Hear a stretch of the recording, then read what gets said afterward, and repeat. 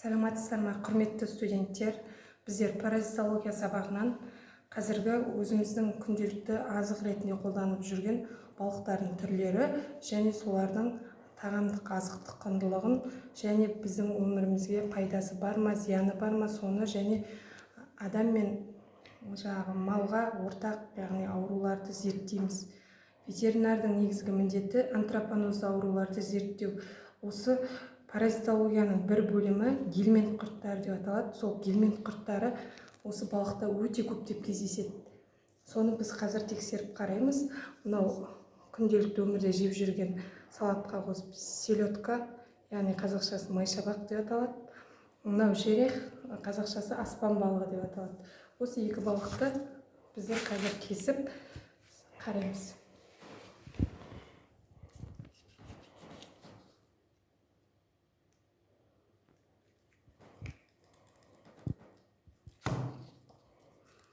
Бұл жерде біздің мақсатымыз осы балықтардың құрамында құрт бар ма, жоқ па, соны тексеру.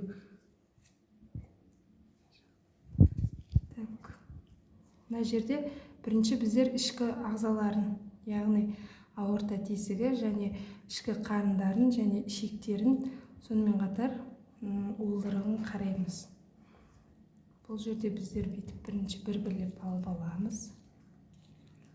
Барлығын қабырғасынан сылып алып аламыз. Біздің мақсатымыз осы паразит ауруларының ішінде адам өміріне өте қауіптісі апистархоз ауру және анизокит құрттары. Осылар ауру туғызады адам ағзасында, балықтардан келетін ауру.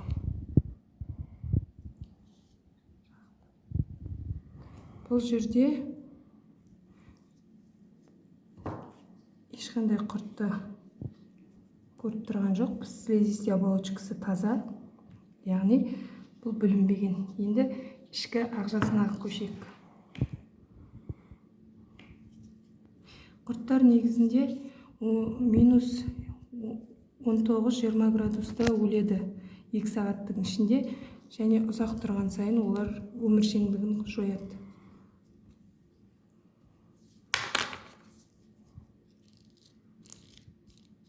Қабырғалықтарының слизистый оболочканы ашып, осылай қараймыз. Яғни сіздерде дүкен сөрелерінде, базарлардан балық алып келгеннен кейін, үйге келгеннен кейін балық өнімдерін міндетті түрде тексеріп қарап алғандарыңыз жөн.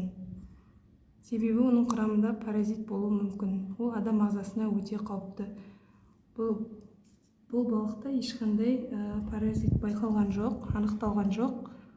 Егер балықта паразит болатын болса, анизокиттер мына қабырға аралық бірінші клеткалардың астында көрінеді бізге. Олар жалпақ құрттар тобына жатады және қызыл-қызыл болып, дөңгелек болып жатады. Ағзадан тез түсіп қалады. Жабырын қарайық.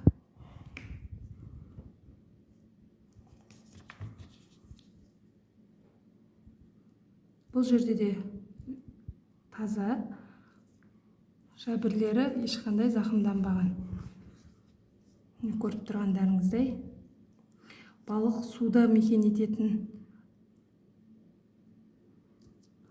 болғандықтан балықтың құрамында личинкалары өте көп бар. Енді екінші бұл балығымыз бізге таза, яғни өнім жеуге дайын деген сөз. Енді келесі жерех аспан балығын біз сіздің көзіңізше тексеріп қарайық.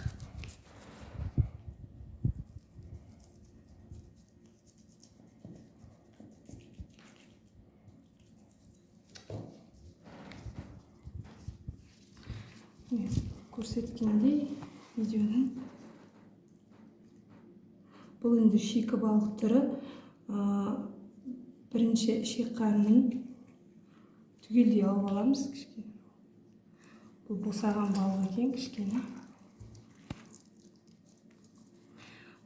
Ішек қарнын түгелдей қабырғалығынан сылып алғаннан кейін ішіндегі қанды сұйықтықтың барлығын алып тастаймыз түгел. Қазір мен сіздерге көрсетейін.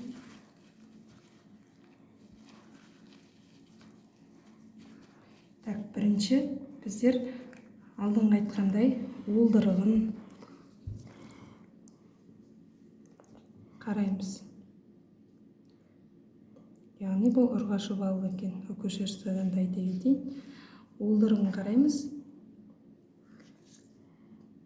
Бұл жерде де паразитарлы құрттар белгілі көрінбейді. Көріп тұрсыздар, таза ішек қарны және тікішек. Бұл жерде көрінген жоқ. Енді ішкі ағзасына көңіл бөлейік.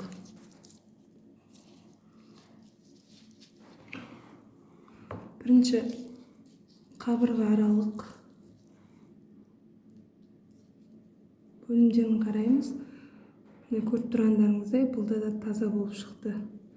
Яғни екі балықта өте таза, жеуге ыңғайлы екен.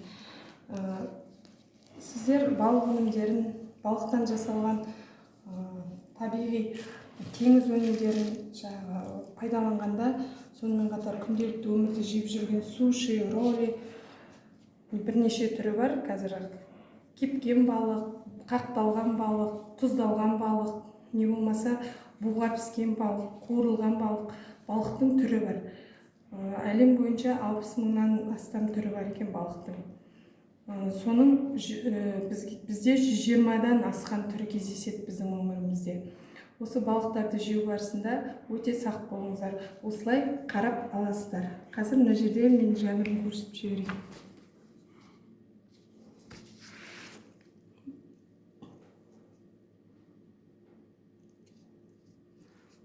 Жәбірі бұзылмаған.